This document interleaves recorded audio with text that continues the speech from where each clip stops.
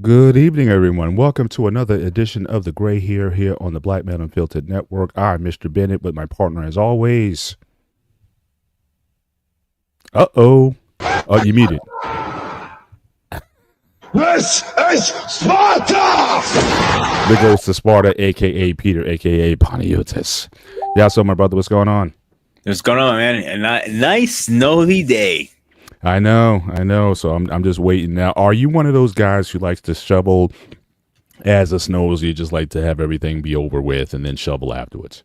So you're gonna hate me. I don't shovel at all, actually, because I live in an apartment complex. Oh, well, there But you go. when I did have my house, I wait till it's done. I'm not shoveling every few hours. I got a big ass old school Craftsman 5-speed snowblower. I And so, that so thing, do I. So do I. Craftsman. Yeah, it was one of the first purchases I made in the house when I bought it.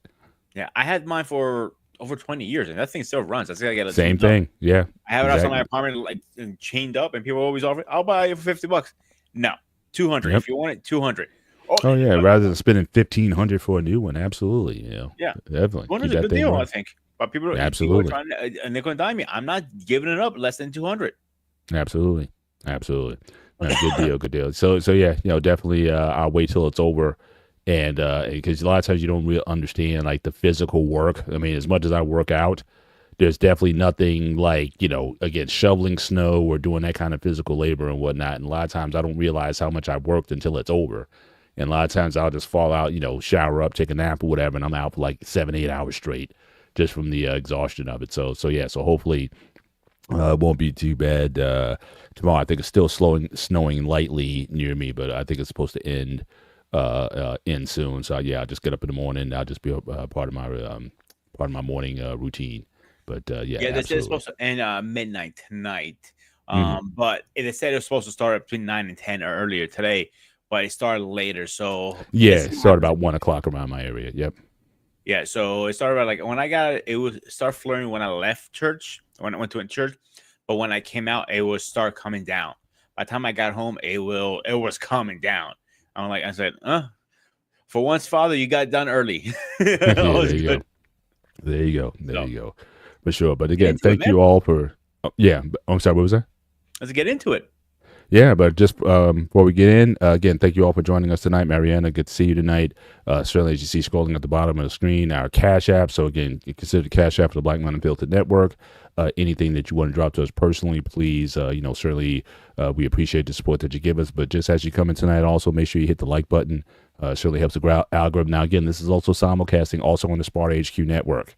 So make sure, man, we had a riveted debate last night in the hangout, talking about books versus movies and whatnot. You saw a side of me that I rarely show, but it definitely we kind of got into it in a friendly manner, of course, but we definitely got into it last night, and certainly.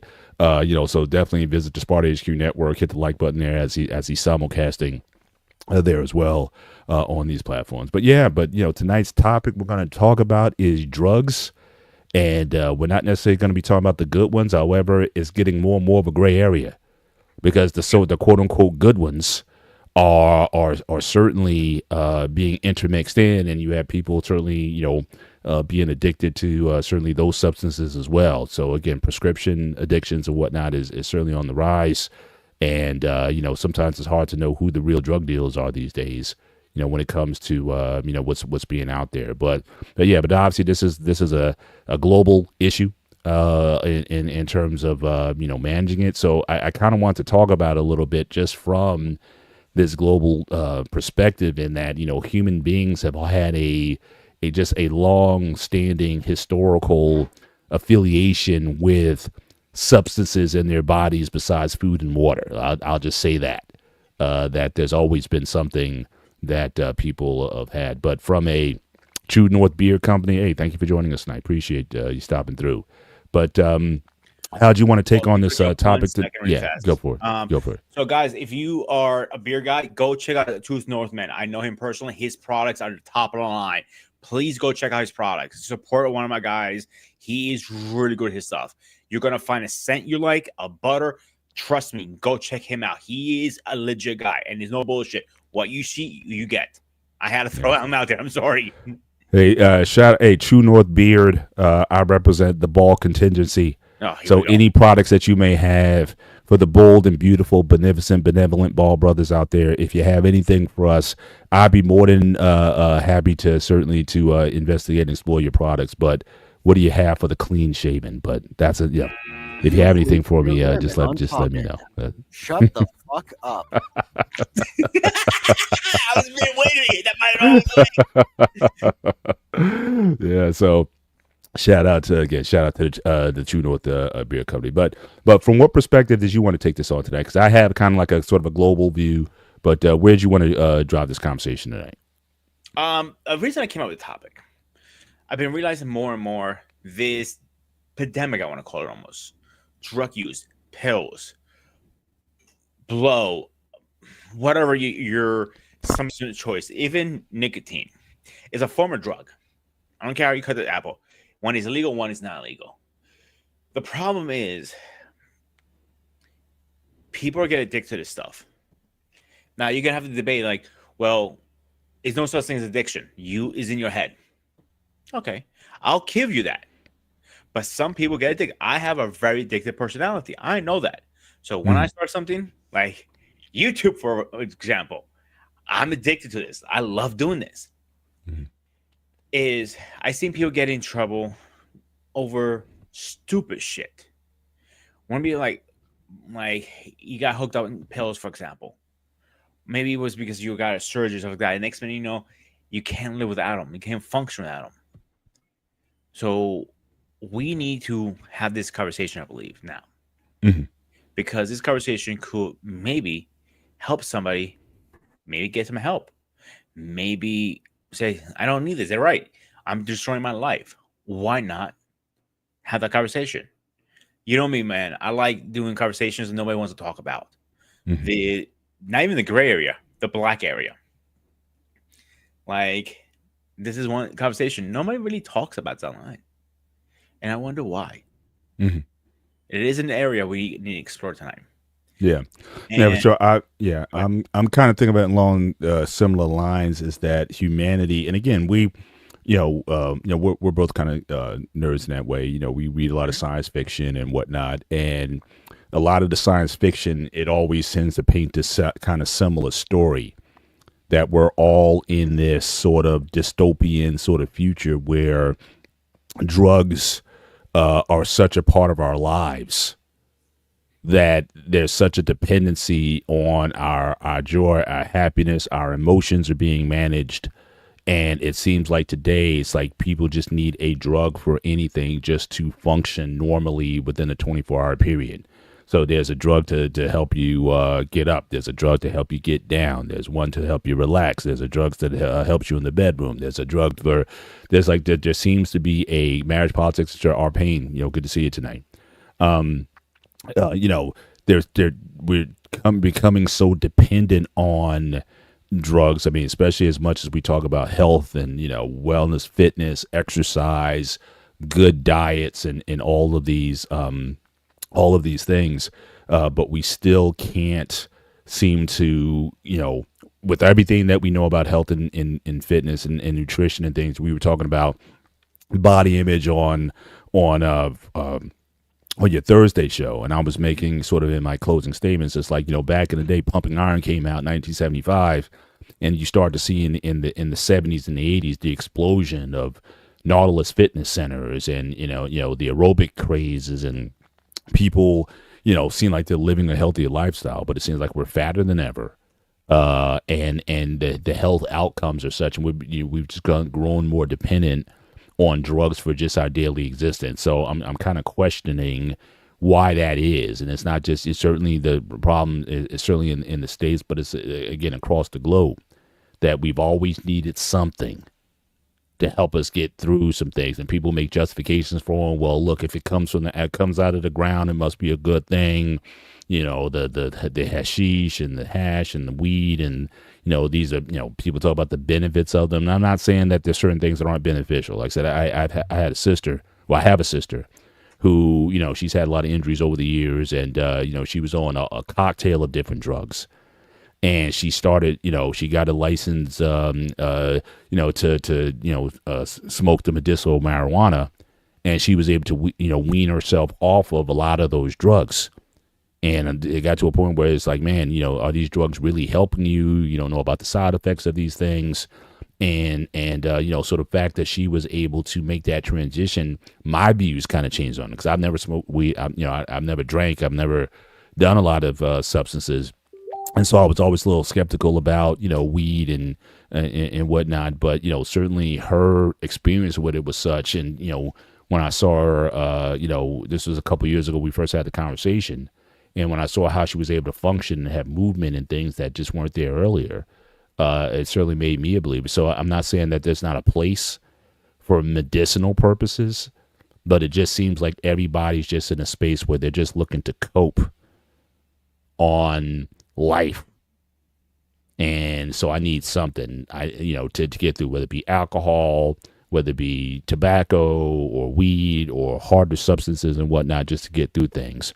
So, we need to, maybe, talk about, why it is do we feel that we need to have this, this conversation.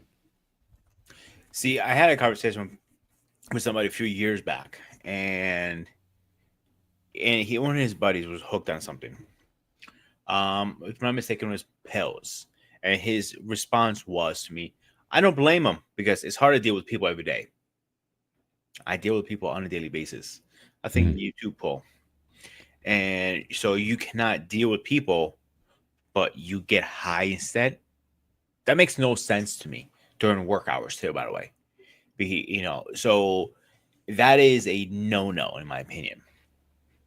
If you cannot deal with people, you should not be in a business or a line of work you're dealing with people on a daily basis.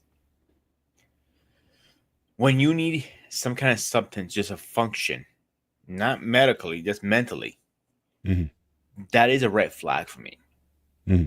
When you need to be hooked on something just to deal with whatever you're dealing with, how about you speak to the therapist first?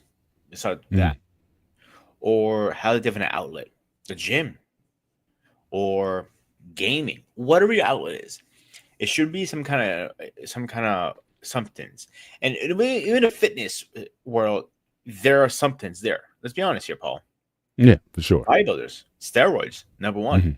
Kids go online all the time, like trying to look steroids, growth hormone, insulin. So I mean, there's definitely, in the sporting world in general, there's certainly a competitive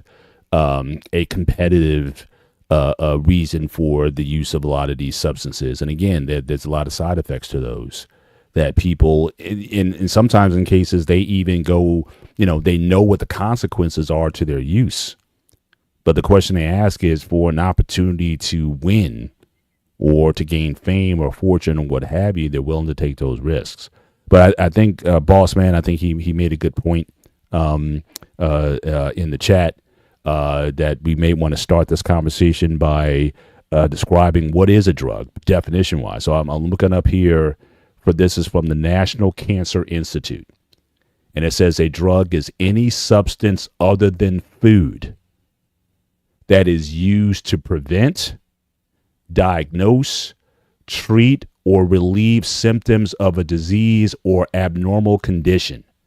Drugs can also affect how the brain and the rest of the body work and cause changes in mood, awareness, thoughts, feelings, or behavior. Some types of drugs, such as opioids, may be abused or lead to addiction. So there seem to be two categories here, but I certainly like the first one. That's why I kind of started off saying I want to make a distinction between drugs and medicine.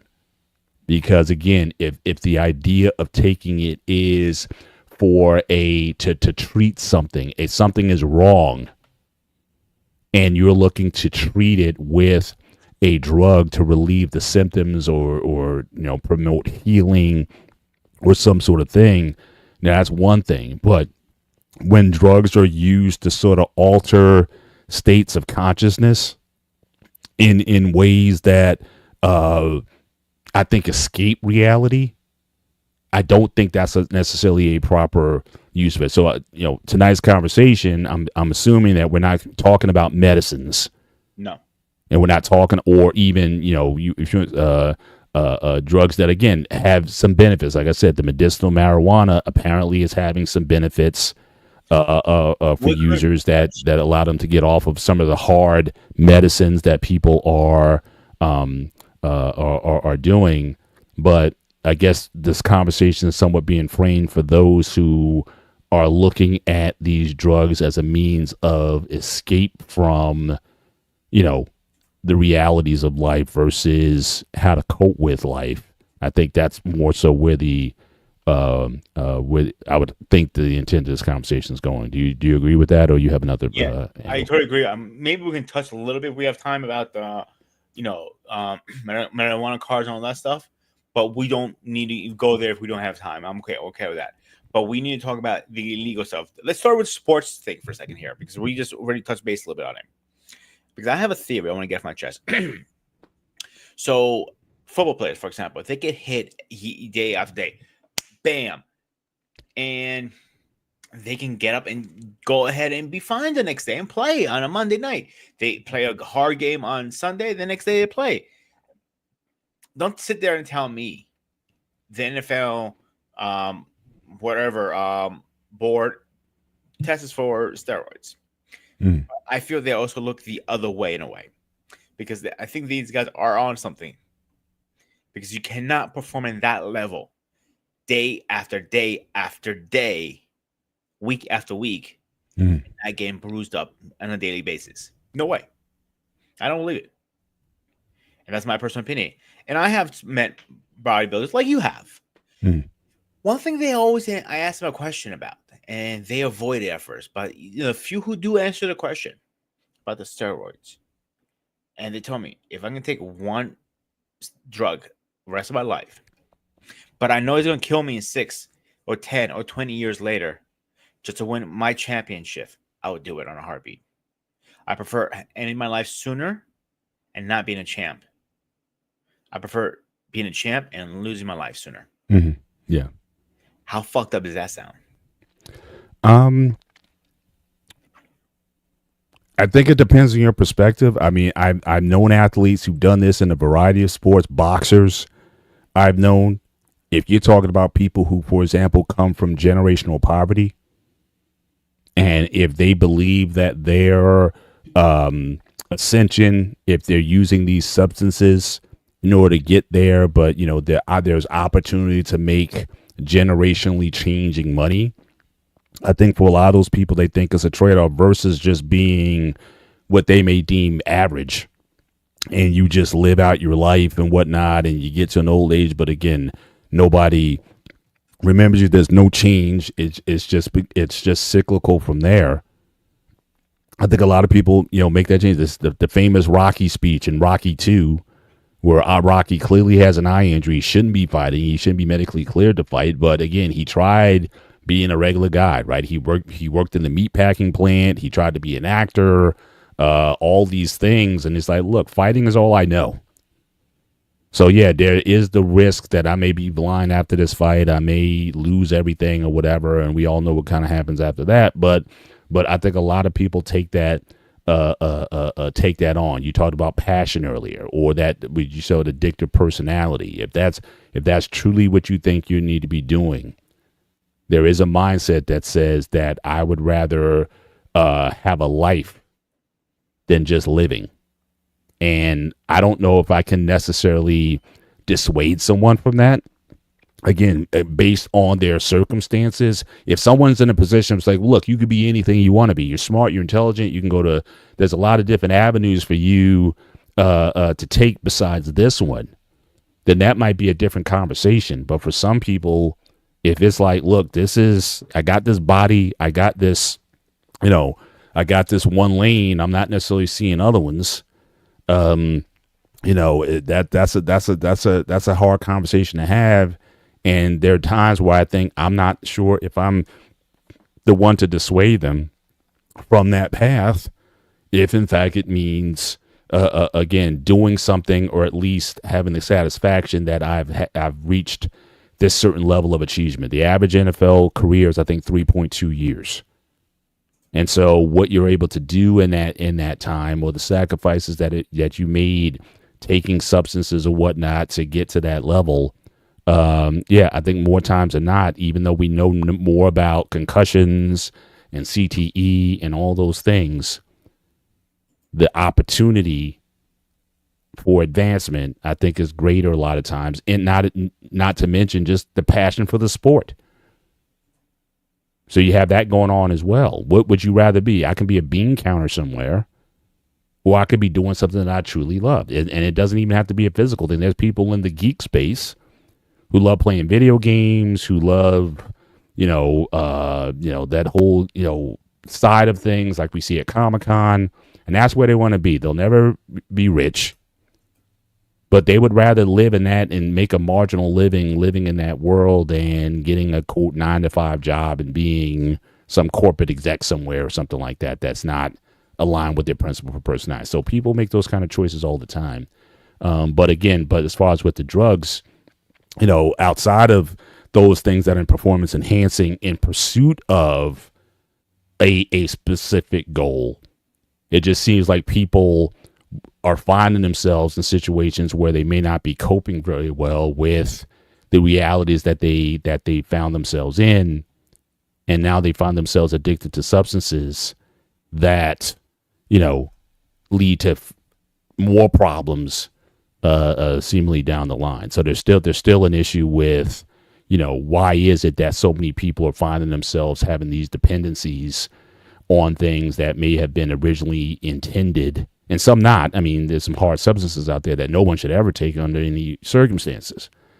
But there's still things that, they're getting themselves hooked on. But the larger issues as to why so many people feel the desperation to have to go that route. And it seems like for a lot of these people, they're not coming back. That is the scary part. Once you cross that bridge and get into those substances, you can't just walk away sometimes. Definitely as an athlete, that that shot, that pill, that whatever you're using, you play better. You get stronger, you're bigger. But you don't want to walk away because you're at the top of your game. You may only have 3.5 years to prove yourself if they extend your contract. Mm-hmm. And that may be do or die. Is it that worth it? For some people, yes, it is. It's very worth it. I personally don't see the risk and reward. That's me personally. Mm-hmm. Again, if you give me an option, take this pill and lose 20 years of my life, or don't take the pill and live 20 more, I'll pick not taking it.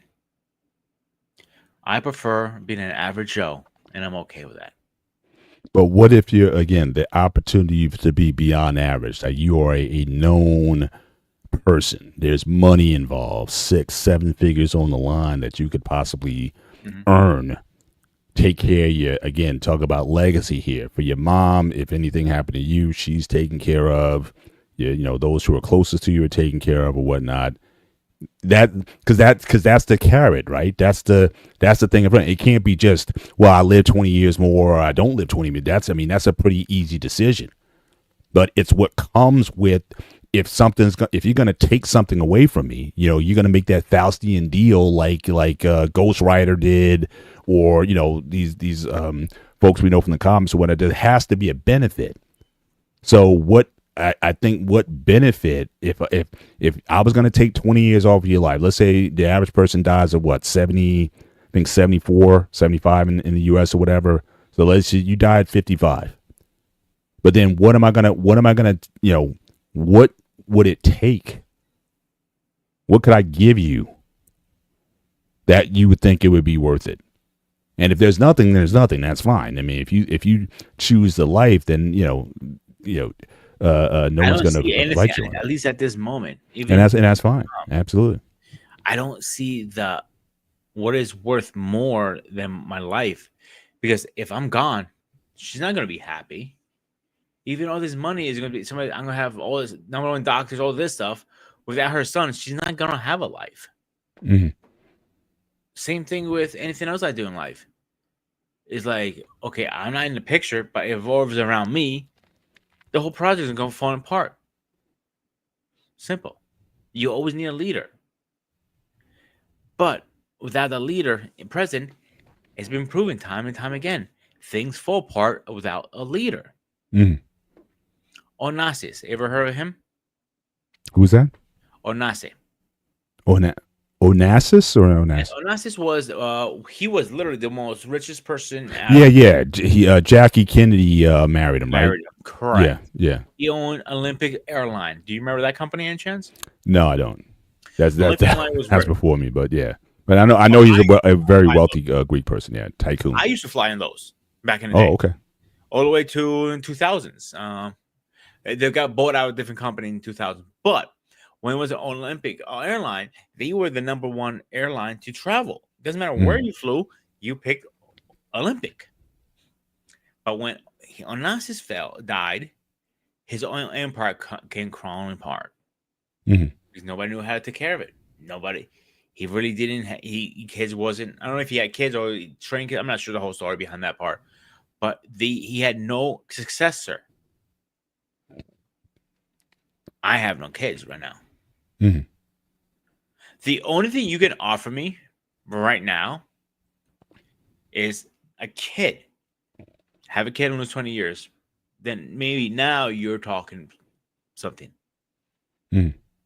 But no. If you tell me I can have a kid and a family, okay, lose 20 years. Now we're talking. That's to me, that's more than money. Right. And I have mentioned this multiple times. Right. But is it worth my life? One thing I do know, when you become a parent, you change how you look at things. Or am I wrong, Paul? Oh, without a doubt. Without a doubt. I mean, it definitely becomes a selfless lifestyle. But having said that, again, if I was in a situation, again, I had my kids and there was an opportunity for me to do something productive to make money and making sure that they would be taken care of, would I be swayed to do it? Again, it'd be depend on offer, but I don't know if I could necessarily say I'd be close to that. You know what I mean? So again, it like I said, it depends on the circumstances for which you find yourself. How desperate are you to solve or resolve a situation?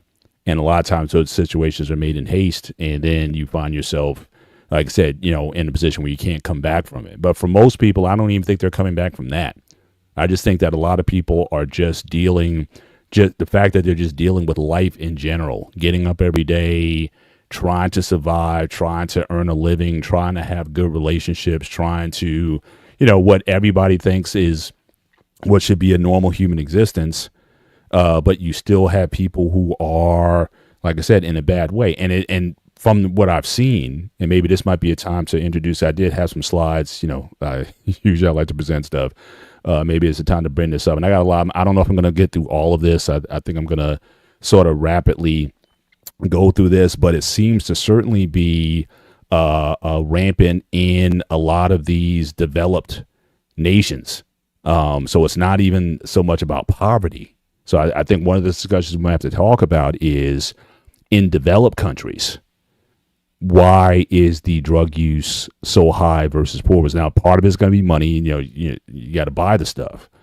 But when you talk about in some of the largest, and it doesn't matter your political system, you could be in a democracy like the U.S. or a semi communist type of rule like in China, or you have here India as well. I mean, these are some of the largest, most powerful nations in the world, but it seems like there's a price to pay when you become that big or that powerful. A lot of indulgence seems to come with that. Thank you, Lady Navoa, the $1.99 super chat. The fire drug shouldn't be taken for fun and pleasure. But we have to certainly recognize that we are hooked on a lot of these substances. Here, just a quick breakdown. This is from the World Population Review.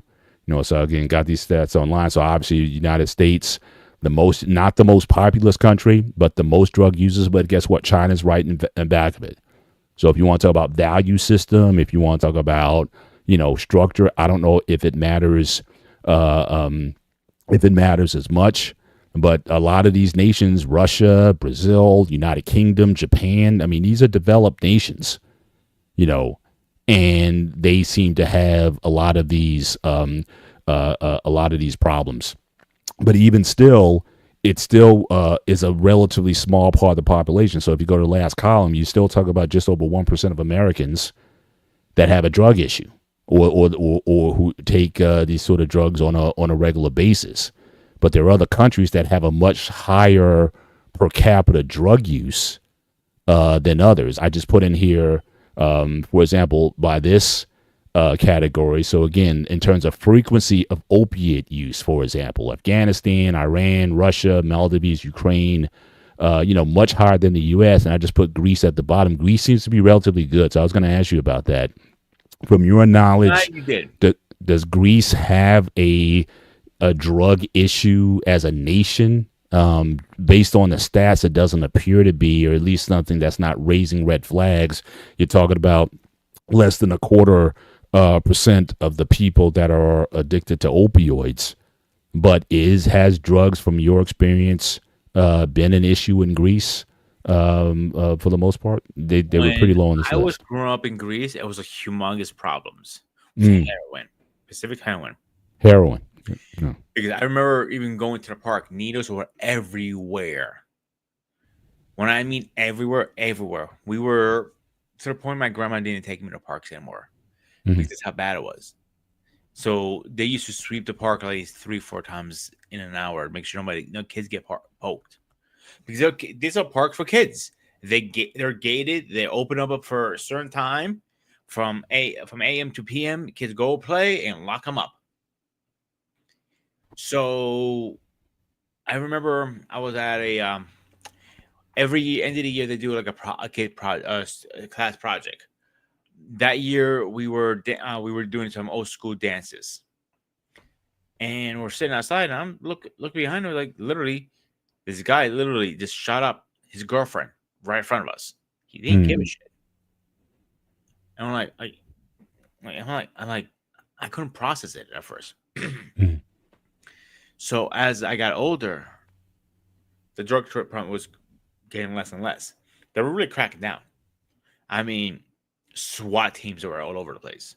I'm not talking they were armed with like little Glocks or 1911. They were armed with AK-47s. They're ready to fucking shoot anybody at this point. They had to shoot to kill. So drug dealing. So where was this come from? Was this first where the drugs were coming from? And was there like a lot of just drug dealing? Was it like a cartel situation? Like what was going on where that A9s? That was the highest gang you can get, or mafia, whatever you want to call them. All right. So these guys were bringing everything in. At this point in Greece, they were cracking down, and they pointed this at them. And it's the first time in history in Greece they pointed an organization crime to a certain gang or mafia. So I'll put it this way: these guys are so fucking crazy. They fucking blew up. They use a PG RPG to blow up a bank to steal the money out of it. RPG. Wow. In the neighborhood. That's something you see in like a game. I'm like, oh, I'm gonna blow this building up because it's a game. We don't believe. I'm like, this shit was really happening. I'm literally hearing kaboom. I'm like, what the hell was that? My grandma, don't you dare go out those doors and look. And 2 hours later, we're watching on TV. Oh, the bank that we got blown up on an RPG by these guys. And they were connected with politicians. So they were smuggling the drugs in. They were cutting them because they were pure drugs, obviously. And they were selling them. You don't, more you cut, more money you make. Exactly. Yeah. So where they were getting, I have no idea, to be honest with you. I don't know that much about it. Yeah. But it seems like there was a hard crackdown by Greece to literally take out these drug dealers or gangs of this organized syndicate that they used Correct. aggressive action in order to do so, and that could possibly be because again these numbers are pretty recent, so that could possibly be about the relatively low drug usage overall in Greece that they took a hard stand against it. But again, you have countries like Russia, for example, that seems to have a pretty high account. They're pretty militaristic, but but again, a lot of developed nations, which I was a little surprised to see on this list, but it doesn't seem necessarily always tied to poverty or what have you. In the developed nations, there seems to be that. Here's another stat. So again, they use this stat called DAILY. DAILY is an abbreviation for Disability Adjusted Life Years, a theoretical unit of measure which represents the number of healthy years of life lost due to the use of illicit drugs, average across an entire population. So it's saying like in the United States, if I read this number right, it's basically saying that an American will lose almost 7 years of their life just due to the rampant drug use. And again, you have some of these Estonia, Belarus, a lot of these countries here, again, like I said, develops, even UAE seems to have, a pretty high percentages. Denmark, which you think is as socialistic and clean, and people talk about how clean a lot of these Scandinavian countries are. But again, there seems to be problems there. So again, I don't know if you can tie this necessarily to a specific cause. Greenland, I'm like, who even lives in Greenland? But it's definitely something that that is pretty prevalent. So I want to bring something to attention really fast. Mhm. Russia. I worked with a kid that was from Russia. And sweet kid overall. A little crazy to fuck about sweet kid. He was like 19, 18. He just came to the States for a better life, yada yada. But as I'm talking to him, I found some more information about the kid. So the kid was literally in prison in Russia for drug use. Mhm. And he was telling me the crime in Russia, what you see on TV is what they want to show. Mhm. But what really goes behind closed doors or closed cameras or whatever you want to call it, it's a different world, he goes to me. Russia, even before this whole war happened, Mhm. is a huge crime and drug problem. Mhm. I'm like, really? I'm like, you name a drug, I can get you to in minutes. It doesn't take me long to get it. He goes, Right. and if it's too expensive, I have 20 other dealers who can get it for a better price. Mm. You can get it's like buying cigarettes. He goes to me, and I was shocked when I heard that. Yeah. So much for the iron fist. I just want to read this stat here. What is the drug capital of the world? In terms of consumption, the United States is the clear drug capital of the world. In terms of production, it's Afghanistan, the country most likely to earn that title. While opium poppies are cultivated in 57 countries, 95% of the world's opium comes from a mere 3 nations: Afghanistan, which is the world leader, Mexico, and Myanmar. Similarly, countries like Colombia and Bolivia and Peru account for nearly all the cocoa or the cocaine in the world. So it's interesting that you kind of know where the main population centers are for where this stuff is coming from. But then the question you also have to ask yourself is this a supply problem or a demand problem? And where do you attack it? If you know that 95% of the opium is coming from these 3 nations, then what then is, where do you put your focus on, for people not to take it? Or do you do more aggressive action against those nations for populating the world with so much of these substances? So that's always that sort of geopolitical discussion that people have. But just in terms of your thought process, where do you think the emphasis seemed like with Greece, they took a very heavy-handed approach. They attacked the supply side and took those cartels or those gangs out. But do you think that should be how the quote unquote drug war, if you want to call it that, is that's really how it needs to be waged? Or do you think it's more so on the supply side? We have to ask the questions: why are we taking all these drugs to begin with? So I think it's more demand, not supply. Demand, because people are getting hooked on this. I mean, they want it. It's like buying cigarettes, buying a drink, buying whatever you have, whatever you want something, there's a demand into it, a supply. So demand is there, is always going to be there. But when you want something, is it now a different story? So I really, really deeply inside believe me, it's not a supply thing, it's a demand thing. I want this. I'll do anything for this. I use my mother, for example. All right. As much that crazy woman drives me up a goddamn fucking wall. But one thing I won't fuck with it is her cigarettes. I'll explain to you why. Now, my mother's been smoking for 50, 60 years. All right. She was a 2-pack person. And we're not talking about the shorties. I'm talking about the hundreds. Well, you've also said in the past, I mean, smoking in Greece is as common as like anything, right? I mean, exactly, it's pretty. Yeah. I'm not going to argue that, but I'm talking about her health now when it was starting to get worse. So we tried to take it away from her. I have never seen that lady so nasty in my life. She has some moments, don't get me wrong, like throwing an iPhone at me. So, yes, you heard right, people. She threw an iPhone at me. 15 Pro Max, by the way. Let's get technical here. And it was a white one, by the way, too. So, but she denies this to this day. And I looked at her like, okay, you know what? You got to the point I couldn't even deal with it. My father couldn't deal with it. Both at the same time couldn't deal with it. Won't give her cigarettes, and I realized and I looked at her like, you would kill your own son for a cigarette. She goes, no, you're overreacting. And she's puffing away. You're like, then quit. Because I don't want to. But you guys so fucking nasty. It wasn't funny. My little Hercules, my dog at the time, was hiding under the bed how nasty she got. I have never seen that dog ever hide from her. So now you have the withdrawals too on top of that.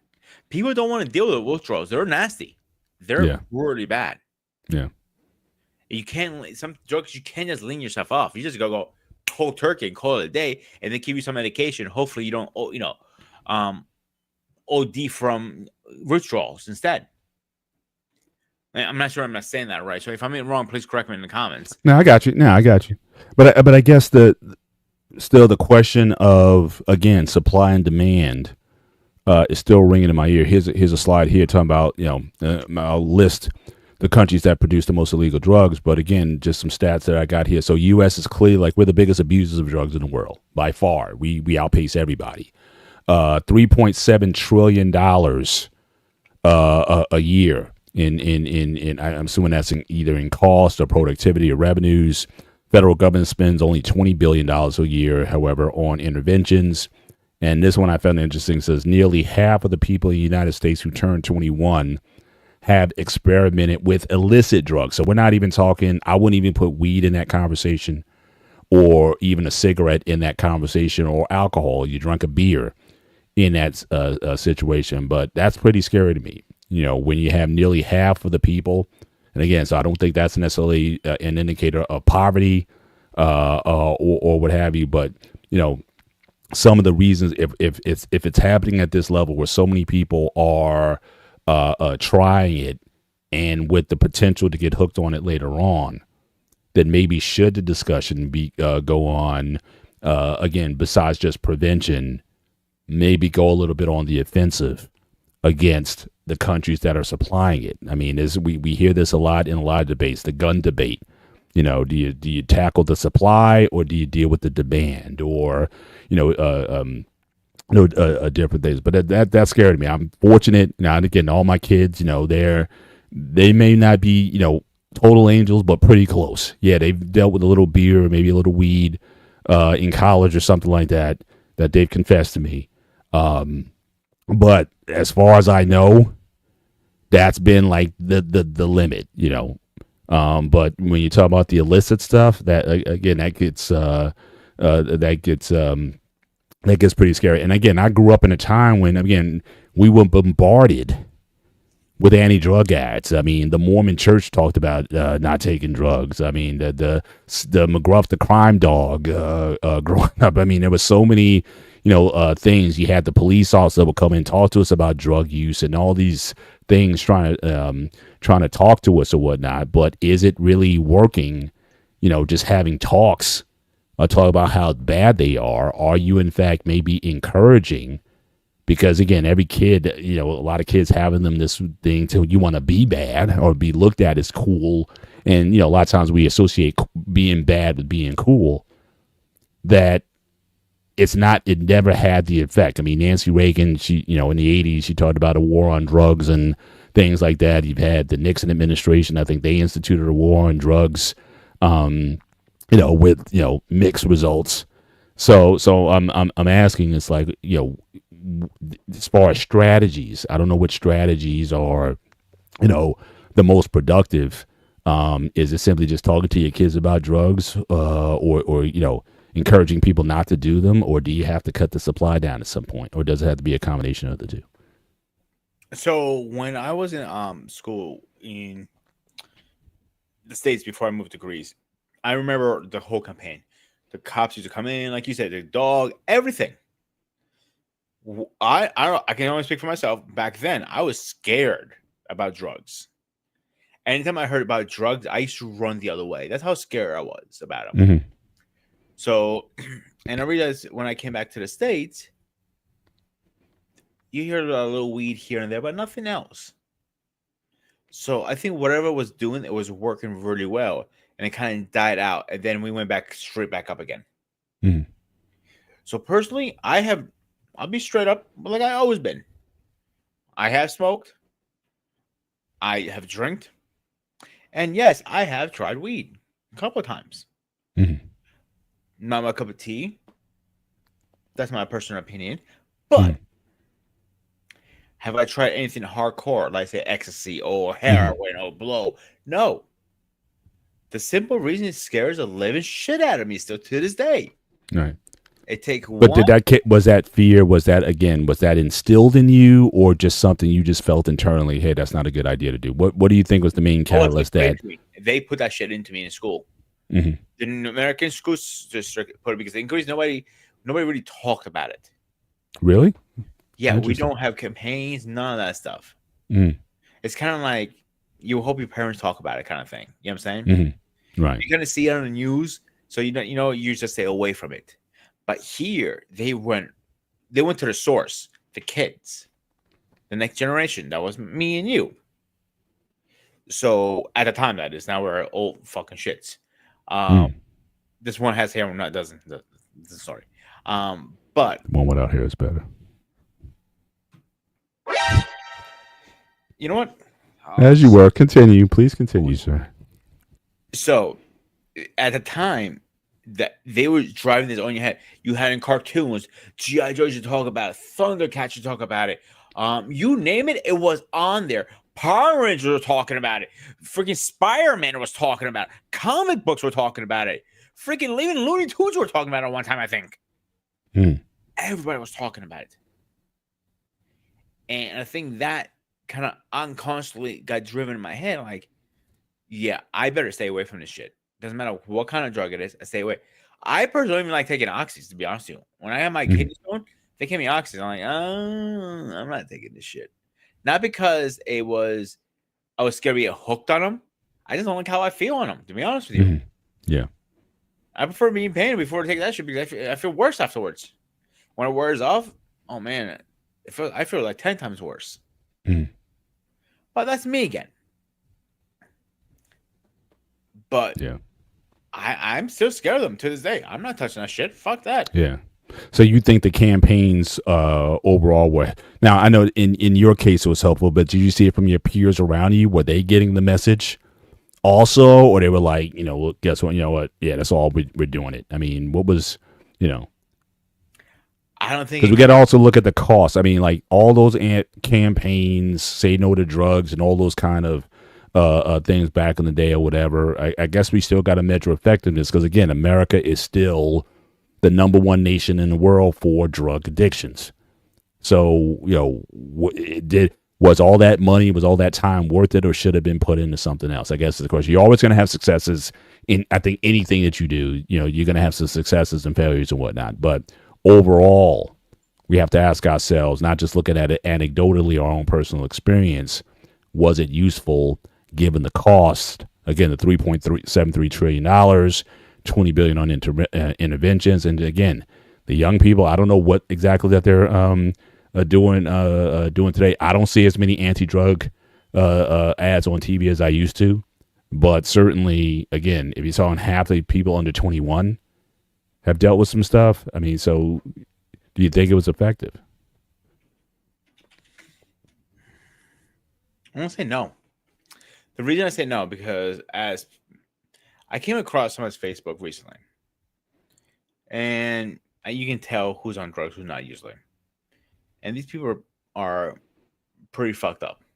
They haven't changed one bit since high school. Mm.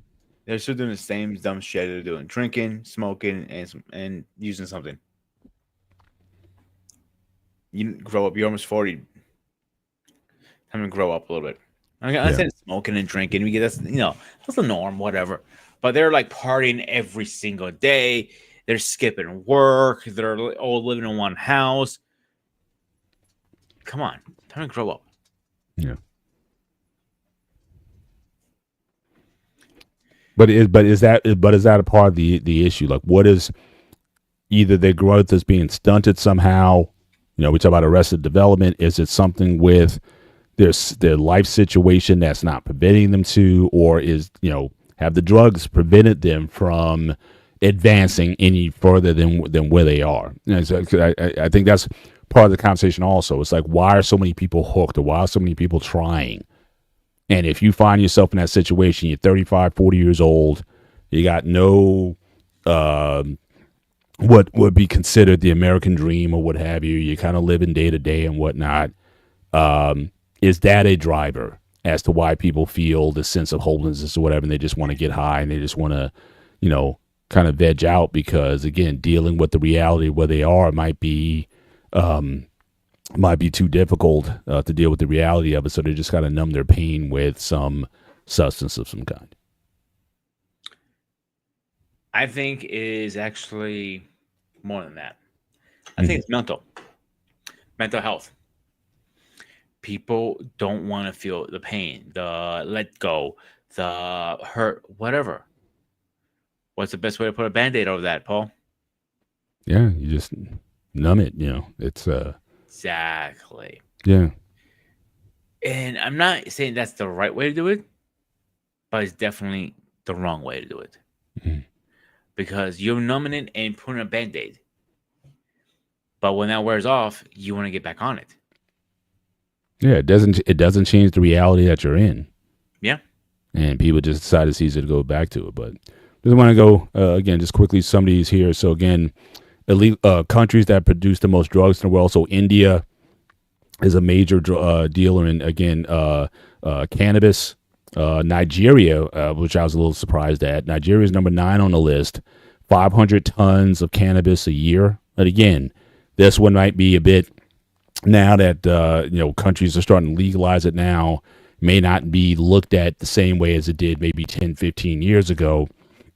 But certainly there's areas in the world, as they hear, Nigeria, estimated 8,900 hectares of cannabis plantations were found in 6 Nigerian regions.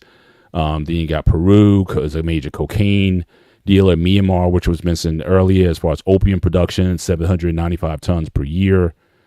Philippines, again, another heroin spot. What drug you said they were dealing with in Greece? Was it heroin? What was the heroin? Yeah, heroin. Yeah, heroin. So again, Philippines, again, major producer. Brazil, again, another producer of cannabis. But again, I think worldviews are changing on that. Afghanistan, major opium producer. Bolivia with the cocaine, is 3 on the list, and then the last 2, Mexico, again, but it's cannabis. So again, I think this one, even though it seems like it's a lot, but the fact now that you even have people who are growing cannabis like commercially, it has commercial applications. People are starting to make clothing out of it again. They're making all kinds of different merchandise out of it. I don't know if it's these days, are people even considering cannabis in the same category? Now, again, Colombia for cocaine, again, I think for a lot of us, we kind of, knew that or what have you, is, Colombian drug cartels. I mean, I remember seeing Scarface back in the day, and they always talk about, Colombia being a major distributor of drugs in the world. But again, I'm just wondering, as time goes on, are people going to start to separate out the cannabis discussion from some of these hardcore things? Cocaine and heroin are generally still looked at as, something. So Alicia Olivetti's in here, says their parents are mentally ill and on drugs, which leads to their children getting involved in drugs and alcohol to deal with what's going on in their home life. Yeah, I think sometimes that's true. But what I was saying earlier was I think we're seeing this across the board. I knew preppy kids in high school whose parents made money and they weren't necessarily hooking on drugs. They were getting on drugs. Folks who are, in poor communities. I don't know if there's a specific pattern that you can identify. And certainly if your parents are on drugs, certainly that could be a major, catalyst for you possibly getting on them or using them. But I've seen a lot of people who come from that life never touched a drug because somehow they were able to see how it affected their parents, and they decided that they never drink. My dad was a big time drinker, and yet I never was inspired to drink. In fact, it was because of him, and sometimes the way I would see him, I loved him, but the way I would see him sometimes, that was like a motivator for me not to drink. So again, I don't know if we can necessarily tag on specifically that there's a specific cause as to why these things are happening, but I've seen it on all levels. You look at these prep kids, go to these prep high schools and whatnot, and there's a lot of drug culture. In fact, it's worse for them because they got money. So again, they can buy the stuff. Whereas a lot of people in other areas, it's a little harder to buy, but they have more access to resources to get things like that. So but that's kind of what we're exploring. And again, I appreciate the comment, but just in the chat, what do you think of the major causes of why so many Americans, or in developed nations in general, why are they so hooked on certainly on some of these more illicit substances? And again, do we need to separate? And again, I'll turn this back over to you, Pete. Mm-hmm. Do we need to separate cannabis in this drug discussion, or at least put it in the same lane as beer and cigarettes? Or do you think it's still on the illicit side of the aisle? Let me touch base on a couple of things first, all right? Before I get to that one. Mm-hmm. The first one about the schools you were talking about, the preppy schools and all that stuff, right? So the preppy schools are more known for heavy, hardcore drugs. I worked for 2 different universities.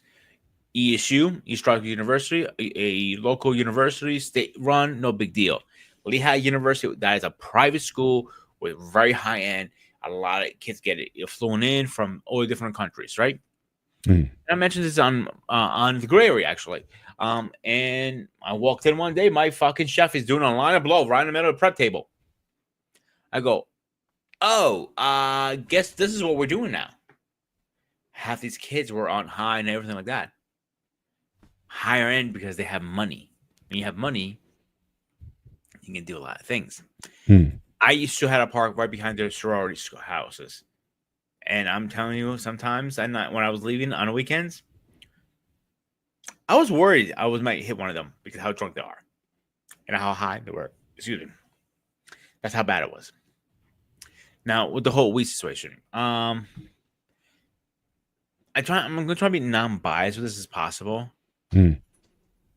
Weed, it is a substance. It does change how you feel. But I think it wasn't even, they didn't consider that. I think they're more considered about how much money we can make off this shit. Mm-hmm. Now you're taxing it and everything because not everybody functions the same way. Saying like some people can get drunk as shit and get behind the wheel and nothing will happen. And some other people cannot even touch the wheel when they're drunk. I'm not saying you should be driving when you're drinking. I'm not saying that. But everybody functions differently. When I smoked, I couldn't touch a wheel. I was too fucked up. I know some other people can smoke a whole bowl and go and drive and go to work, and you're like, well, my dad did that for decades. He could barely walk, but he could drive a car. I mean, it was the craziest thing I ever saw growing up. It was definitely a thing with him. But yeah, but do you think that overall the Um, do you think of it more in terms? 'Cause I know people used to try to label it like it's a gateway drug. Like, you get on that, you can get into other drugs, or do you think of it as mostly benign in terms of its overall impact? I know there's laws that are in place now where you can be driving under the influence. They didn't say, they don't, a lot of times they don't say drunk driving anymore. They say, like a driving under influence. And certainly there could be like a weed, but I don't even know how you measure that. You know what I mean? If you're like really weeded up, they can do the drug test, like alcohol test, they can measure your blood alcohol content. I don't know if they've come out with a weed content that says you're over the limit or whatever. They could just possibly give you a test, like a walking test or something, to see if you're impaired, too impaired to drive. But I don't know how to manage that. If they realize you're impaired and you pass the sobriety test, they can still take you and take your blood. If you deny it, you have the right to deny it. It's fine. But if you fail your the field test and they go for blood, you don't have a choice. They will take it by force. At that point. You're a prisoner at that point. You're in custody. You are a prisoner. And when I worked for the prison, they put you in a chair, they strap you down, literally strap you down like this, neck, back, and everything. They wrap your hand. They even put a mask over your face so you don't spit on them. And they strap you for 4 or 5 different ways. And the nurses have come out and take your blood. You like it or not. They'll ask you, are you willing to give a blood test? You can say no. That is your right. But when you're in custody, you're a prisoner. At this point, they can take it by force. I don't agree with that. But that's what they do behind closed doors. Things people don't want you to know on the news, on media, and stuff like that. Now, I'm out of that line of work. I passed the 90-day probation, me talking about stuff. I can talk about it. And I'm telling you, they will take it by force. I don't give a shit. I don't give any cop come up here and tell me, oh, no, we don't. They're fucking liars. They're fucking pigs. I'll tell them in their face. Even my cousin used to tell me, who's a retired detective, says, we take it by force. We don't give a shit. That's evidence. And every person they book, they get a percentage. See how that works? Yeah. So they know if you're on an influence and you pass that test, that's good for you. But if I don't know how they test the weed thing. By smell, most likely. If you smell like weed, that gives you a part of the cause. But how can they test it? There's no way with blood or piss. But piss, it takes a while to get through. I'm not sure. If anybody knows in the chat, please tell me. You can sit there and tell me, oh, that's illegal. Yeah, it is illegal, but how are you going to prove it? You're in custody. Your word versus theirs. All right. You got on that, Paul? Yep. Yeah, I mean, like I said, it's hard to, it'd be hard to, unless you gave him, like, again, you get the walk test, walk in a straight line and count and do certain tests. If they think that you're too impaired to drive, I mean, that's ultimately what the driver is. So if you can't pass a sobriety test, not, in terms of the testing that they would have you to do, then yeah, I think they would have a probable cause to take you in, regardless of what you were on. But certainly if the car smells like weed, whatnot, then if you're going to give them probable cause. But again, I'm not sure what all the law is. Can you stop somebody, and just because there's you smell weed, is that probable cause to say step out the car? Can you deny search or whatever? I don't know what it is, and if it differs by district or precinct. So from what I understand, most cops I know from PA all the way to New York, if they smell it, they can't really do it too much about it anymore. Now, if they say you have a roach, let's say something like this big, all right? Most likely, just be honest with you, get a fine, all right? Now, if you're on some influence, ask how much you smoke, yada, yada, be honest with them. Most likely, they're going to let you go no matter what. They'll give you a little fine, and that's it. That's all. Yeah. Now, but if you can't move around on cannabis a minute before, like I said, I haven't seen anybody who's like, they talk about stoners, On other substances, yeah, but typically not on cannabis. I mean, their mood might be altered some, but again, overall, especially when you're talking about the hard stuff, like you see on the slide here, the countries where drug use, methamphetamines, what seems to dominate China. So again, China was also very high on that list in terms of developed nations that have drug issues. Their drug of choice seems to be methamphetamines in the orange. Here's another one for other drug types, like, so again, prescription drug problems. You see this a lot of in Europe, and also they indicate Venezuela. Again, a lot of sedatives, tranquilizers, prescriptions, stimulants, solvents, and inhalants. Now that's something I remember from the 70s. I mean, people who talk about, I sniff alcohol to get high. So, or some sort of hard chemicals. People just sniff stuff just to get a high off something. That I remember from growing up. Guys used to be on that take, but it just kind of gives you perspectives because not everyone obviously is using the same things. Here, cannabis, again, very wide distribution, and again, especially in America, it's always been. Shout out to this Angry Stove Man. Thanks for stopping on through here tonight. We appreciate you. But again, globally, I mean, cannabis is generally used, whether it be illegal or not. It seems to be pretty prevalent across the world. So that's why when you see Mexico is like the number one grower of cannabis in the world, I don't know if people are going to look at that one differently than those other hard drugs. 'Cause I still think, especially now with people making the TBD ointments and stuff, and all those sleep aids, and they've come out with so many different uses for the plant now. It's almost like this miracle. But they used to do it back in the day, from what I understand. Like, a lot of the textile industry used cannabis before cotton. Cannabis was used in clothing manufacturing, and like I said, I started to see guys starting to make hats and underwear and bed sheets when we were on our cruise. You had this one of these luxury brand places that had all these luxury CBD. Thank you. You had all these people who were selling these luxury bed sheets and whatnot. 300,000 and 600,000 count stuff that was made out of cannabis. I mean, so it's. I think the perception of this one, even though it has a much more global distribution, I think the perception of it is generally changing over time. I think and in this country.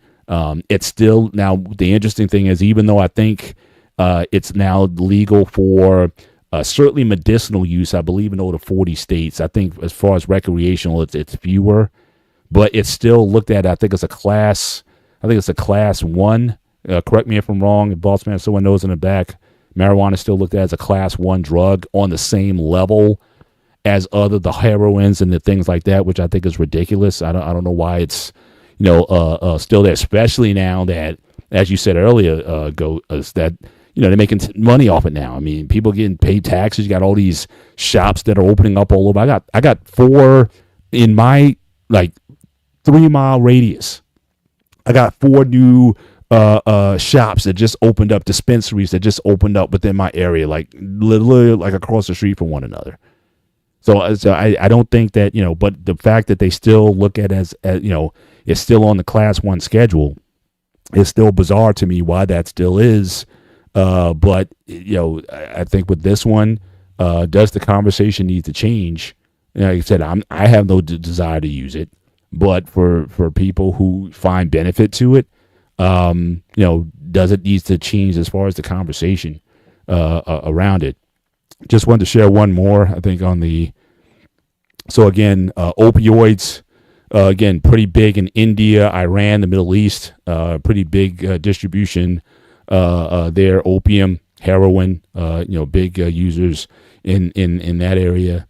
And then I think I had one more. No, this is the last one I want to share. So again, talk about, it's a class 1 narcotic, which I don't get that, It is? But yeah. That makes no fucking sense. Yeah, but it's still on the schedule. That's why, again, there's been no federal. It's still not legal on the federal level. But again, several states have passed it even for recreational use. So go figure. So I'll put it this way: if you work for the health industry, you're going to get drug tested. If you piss hot for weed, they will fail you for employment. Yeah. Simple. Second thing, most people don't know this. Now, if you get your card, you pretty much I can't. What is the right word for? You give up your rights for your Second Amendment right to carry arms. You cannot own a gun. Right. So you're taking one and losing the other. I think that's how they got you. Most people, oh, you can smoke, but you can't own a gun. Now we can come break in your house and do whatever we want with because you have no way to defend yourself. So, I those odds I don't like. Yeah. Because you're taking one of my most sacred amendments. Even you, Paul, you might not be a gun person. You might not even have a firearm. You probably don't even have a water gun in your house. Knowing you. not at this time, no. Yeah, you probably don't even know how it sounds. I love sound of that. But anyway, but my point is trying to get to is you're getting your card. Now you can buy, you go crazy or whatever, but you cannot own your gun ever again. Is it worth it? Giving out the right away? What do you think, Paul? I said, I think it should definitely come off the schedule. I mean, I just don't understand the. I agree. Smoking on weed, I don't see it being okay. Listen, this is my pushback to the government right now. If you're driving on influence, give me a fine, give me a ticket, whatever. I get it. If you tell me I can buy weed whenever I want, but I gotta stay in my own indoor homes, I cannot drive a motor vehicle like alcohol. Treat it just like alcohol. You cannot drive with you're on influence. I think that's a fair trade. Mm-hmm. Don't you agree, at least? Yeah, I would. Because, like I said, there's no way to test for impairment. And why take all that time to have someone, walk in a straight line? And again, if you can't function on that, look, I know there's been athletes who smoke before games, baseball players, football players may take a hit. Wrestlers.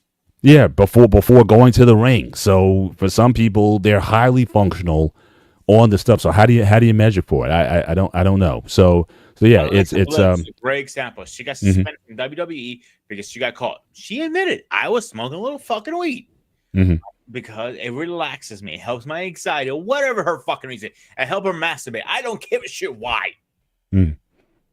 But they suspended her. A lot of people have lost their jobs through WWE because that's against their wearance policy. But that's the biggest problem you're worried about, a little weed. What about the other ones you're worried about, like steroids, heroin, oxys? Freaking Kurt Angle was literally addicted to oxys. Oh yeah, I've heard several interviews with him and talk about how many substances he was on. But the crazy thing is he still was able to perform. I mean, that's the crazy thing about it. For him to be on all that stuff and still be able to go out there and do what he and he said it. He said to Vince, if I don't let me go, I'm going to end up killing myself. Not literally putting a bullet in his head, meaning he's going to overdose like Eric. Who was it who overdosed? Fuck, I can't remember his name now. One of the wrestlers overdosed in the middle of he died in a ring. No, he died afterwards because how much he abused his body, his heart finally said. Oh, are you talking about from the 90s? What, Brian Pillman? Is that? No, it wasn't Pillman. It was Eddie Guerrero. He had a heart attack, but because that was linked to all his drug use over the years. But again, we're going back to the same thing. Weed has proven a lot of things that doesn't hurt. It actually lowers stress levels. It helps blood circulation. It helps decompress. So you're a little stoned. So why don't we make a law? You don't drive on it. You cannot be. You can't be high at work, obviously, because I know the next thing people are like, "Oh, it means I can smoke at work." No, don't smoke at work. Don't smoke when you're behind a wheel. Don't smoke when you're doing things. If it's like a cigar lounge, may have a weed lounge instead. You know what I'm saying? Yeah. You can get an Uber or whatever. I think that's a fair trade. I wouldn't mind that at all. But I think, like I said, yeah. But class 1 scheduling, I don't know what's holding that up, but hopefully that'll come down in the next few years. Last slide I here now, I'll just close out the slide again. U.S. drug overuse deaths over a 20-year period. So obviously, fentanyl has certainly got a lot of the attention, certainly in recent years, and the spikes in fentanyl deaths has certainly gone up. But again, you also see the prescription opioid deaths that are going up as well. And I know this became a reality for me maybe about 10 years ago, where I remember, like, you would always see, like, driving, you're at an intersection, you may see like a homeless person or something to that effect. And yeah, you may give money or you go by or whatever. But I started noticing that you had some, just in terms of them talking, like, you had some pretty, like, these people sounded like pretty intelligent, like, like they had some sort of knowledge or education or something. And I'm asking myself, it's like, why are these people begging, or why they're on, in this situation? That really started opening my eyes to, the whole opioid situation, that, this is yet another area. Like, it's not going into the hardcore drug infested areas or what have you, that that this was happening, but this is, like, again, prescriptions being written out for a lot of stuff. And I remember even watching on 60 Minutes, I think they had done a documentary on these opioid things, and it's to me, the hard area now is, who are the drug dealers now? Because these guys will go into these doctors, go into these places, getting these subscriptions for these opioids, and pharmaceutical companies. So again, we talk about the Colombian drug cartels. I don't know how much money those guys are raking in, but when you have some of these major drug companies who are profiting off of the drugs that they're making, again, who are the real G's now? I think that's a question that, and again, I'm going to be very careful with my words too, because I don't know what the sensitivity to this is, or certainly getting struck or what have you. But I'm just curious now, when it comes to these major manufacturers, what is going on, and, are they being held to task on some of the drugs that they're making? And again, a lot of people are switching over to cannabis in particular to get off of a lot of these Demerols and these things that were maybe initially given for pain management, but now they're hooked on them. They're trying to use the weed in order to kind of get themselves off it. So that's whole. So what do you think of that situation now with the drug companies? Are they in fact replacing the drug dealers or the drug cartels in terms of the outcomes that we're seeing with all these deaths from from this opioid use? I think that these drug companies are making money over fist. Simple. Because they're making so much money right now, because they're selling more pills, meaning they're selling more prescriptions. So guess what? Guess who's winning? The drug companies at the end of the day. But I want to touch base that Snowman. Bossman, can you please highlight his last comment, please? Angry Snowman. So he lost a lot of friends. I want to touch base on this because this hits home for me a little bit too. So we had a family friend named Andrea. Andrea, a Greek kid, half Greek, half Indian. Always had a drug problem, mostly weed. But in the Greek community, weed is a drug no matter what. How you cut the apple, it's still a fucking drug. All right, in their eyes. The old school Greeks, like my mother, I'll put it this way, Paul. You walked in with your joint in your mouth because you think you're the devil, because that's sainted. So smoking 2 and 3 packs of cigarettes is good, but one weed is okay. Yeah, it makes no fucking sense. But he overdosed on heroin. Just kidding. So my father asked me, like, you going to see him in the hospital? Like, no, he's dead already to me, because he already overdosed. He's not coming out of this. He's been in coma for about 6 years. Every time I speak to his mother or father, says, oh, he's coming out of it eventually. He's not coming out of it. 6 years. If he comes out of it, he's not going to, even the doctor said he's not coming out of it. He's going to be a plant when he comes out of it. But they keep him on life support for some reason. And the question I'm going to ask you now, Paul, as a father, if you knew the doctor said, listen, your son or daughter is going to be a plant the rest of her life when if she ever comes out of coma, would you leave her on life support, or would you put her? Oh, no, absolutely not. And I would explicitly tell my family the same thing. Do not leave me as a vegetable. If that machine is the only thing that's keeping me alive at this point, then unplug it. I don't believe in that. So yeah, and I probably need to tell my girls also. Yeah, if you're ever in a situation where you're on life support that way, I got to feel that most of them will probably say just kind of let it go. But yeah, that wouldn't be a situation I would prolong in that circumstance. So That's why I want to bring that up, because too many people have died with pills and everything like that because they're popping like they're M&Ms. Mhm. You realize, like, my mother at one point, she would never admit this. She was addicted to her painkillers because she was popping 2 or 3 at a time, to the point like I had to hide them. I had to lock them up in my safe. Mhm. That's how bad it was getting. I had to rat them out to her. I do understand she was, at her age, every little thing hurts. And a little thing becomes a big thing, and then domino effects. And you've been there, Paul, obviously. So when after her first major surgery, her colon got removed, and the doctor said, "Do you need more painkillers?"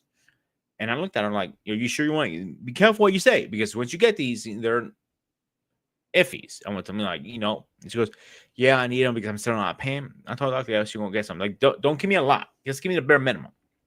He goes, "I'll do this. I'll give you a bare minimum, but I'm gonna give you except you 5 refills, I'll give you 10 instead because how small a dose it is. I can do that. I'll be right back." He goes. He comes back with an envelope this fucking big. I'm like, "What's that for?" "The paperwork for this." "The what?" "The paperwork. It takes about 45 minutes to get all this done." I'm like, 45 goddamn minutes? I'm like, the government wants to know where this shit goes. So, because how bad our drug problem is. That wasn't the issue. So I was talking to people, whatever, like, "Oh, my mom's in cancer," whatever, right? People find out my mom has oxygen. Like, people start knocking on my door. I haven't talked in a while, or calling me, or Facebook me, like, "Hey, man, you sure have oxygen?" Like, "Yeah, well, how'd you find this out?" "Oh, from the grapevine, from this and this." I'm like, "How much? How much for what?" Wow, No. they try to hit you. They're trying to buy my mom's medication. You're like, Oh my I'm god. like, get the fuck off my fucking property, man. Like, I'm not giving you my mom's medication she needs to not be in pain. Are you fucking retarded? She just went through major surgery for her cancer. You Right. think I'm gonna sell her fucking? I should slap you so fucking hard you become a sperm again, dumbass, and you should be swallowed next time. Simple as that. Wow. You got anything to say to that, Paul? No, I mean that's pretty desperate. But that's the thing. I mean, it's the dependency, which again, it may have been prescribed early. So again, we talked about that definition of what a drug was earlier. Mm-hmm. Given for that particular purpose, but then you develop a dependency, which you cannot justify through prescription anymore, unless you go to one of these undercover guys. Again, they look up that 60 Minutes report.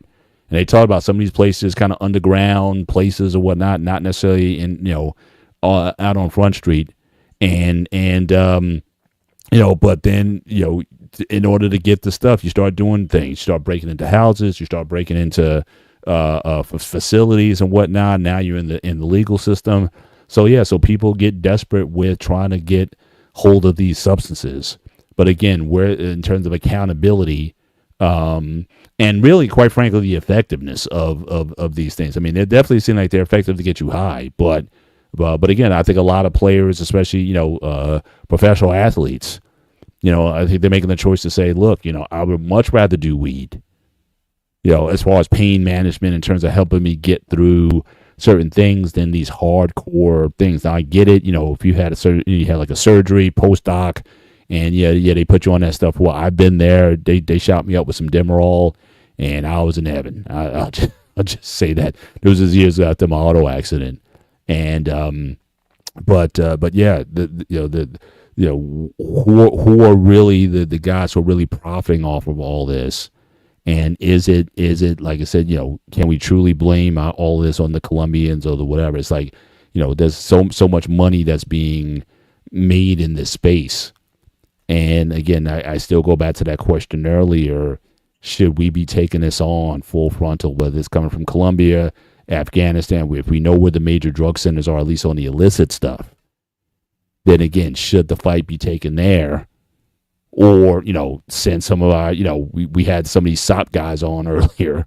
If they want to, get I'm sure Mandrell may not agree with the SEAL team, but if they took some Green Berets and went down and did some stuff, I don't know. Would that be an effective use of our military forces if we went in and did that? Now, I know internationally they make a look at that as a declaring war on a country. I get that, but these guys tend to have a way of kind of getting in and out of a place without people knowing that they're there. So I don't know. That's what I'm saying. Should there be more of an offensive measure to cut down the supply? But if you wanted to deal on the demand side, I think it's too complicated, because again, you have people from every demographic, every ethnicity. It seems like everybody has a segment that can get on this stuff. And I don't know, how many interventions. You grow up in a good home, 2-family home or whatever, you still hear these stories about their kids getting into something. And I feel bad for people who live in Philly. Philly has it the worst right now that I know of, because I drove Philly. North and south is the worst. It's literally Armageddon. Cars are flipped over, potholes. Things you see in a movie theater, you see there in real life. I was up there 2 years ago dropping somebody off when I was doing Uber. I'm like, and I looked at the guys like, you guys are 3 European guys and 3 European girls who have no fucking idea where you guys are getting, and I'm leaving you in the projects. Are you sure? Like, yep. Because they got a Airbnb for very cheap down there. Like, oh, you're fucked. I won't be surprised I see your face on a mail card next. I'll put it this way. I stopped to get gas. The gas station was armed with an AR-15. Security guard. That's how bad it is. If that's one of the cities that used to be known for brother love, caring, all this stuff, now is one of the worst drug scenes you ever seen in your life. People are crippled over. Needles. I thought I was backwards in time. I'm like, what the fuck is going on here? I could not wait to get out of that town. That's how bad it was. Yeah, and no question. Like I said, the urban centers, obviously they're going to have it. You're going to see a lot of it just given the populations there. But it's native population reservations. It's like I said, it's the suburbs. It's the wealthy. It's everywhere. So again, that question of what is driving just our dependencies on drugs in general. If it's just solely about addiction, that's one thing. But I'm just saying that the bigger theme of like, I need a drug for everything now. In fact, I was watching this ad when I was playing the game. Game had ads in it. They had a Chewy for everything. Like, for all your emotional spectrum, to be happier, take this one. If you want to chill, take this one. If you want to go to sleep, take this one. If you want more, be more rigorous in bed, take this one. It's like they had a mood for every mood. There was a pill for it. And I'm just saying, like, where is the internal motivation to sort of make your own mood and happiness? Like, I was never motivated to drink in college, even though it was around me all the time. I mean, I was on one of those party floors at Rutgers, and it was just like every Thursday night, it was like beer, flowing everywhere. There was just all kinds of stuff that you can get into. It just never appealed, because I guess I was one of those kids, since I was one of the first members of my family to get to college. I was just happy to be there. And my thing was, I don't want to miss anything. I want to experience all of this. I want to, the experience. But if I get so drunk and whatnot, I pass out and I don't remember what happened the next day, I'm like, what fun is that? So again, it just never registered with me in terms of this idea that I got to be, I need something to have a good time, And even on the cruise that we're at, I mean, like I said, drinking is that's how they make their money. I mean, the money off the drinks they sell per drink. That's why they want you to buy these alcohol packages ahead of time, whether you use it up all or not. It's like money. We didn't buy it because the hardest drink that we had was like a Coke Zero. That's it.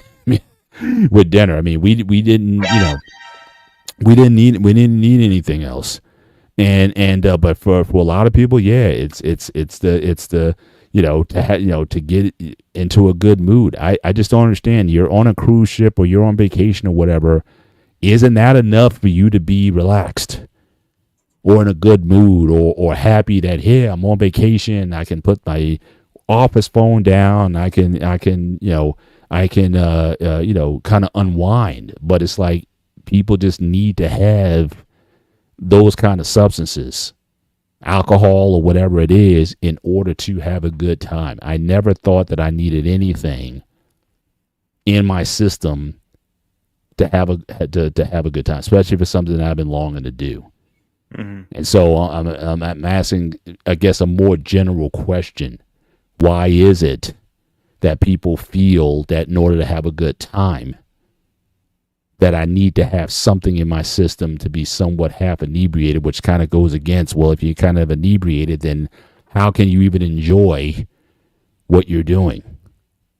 The only thing I'm going to push back on that, Paul, is like having a beer or a glass of wine is not going to get you drunk or a beer. No, it won't. That's what I'm saying. I'm talking about, the hard, the rum on the rocks or the more heavier drinks. So you go back to 2, 3, and 4 of them. Even one Captain Coke is not going to get you drunk. But when you go into 3, 4, 5 of them, that's where you start to get a little tipsy. And that's where I agree with you. Mm-hmm. Why do people do it?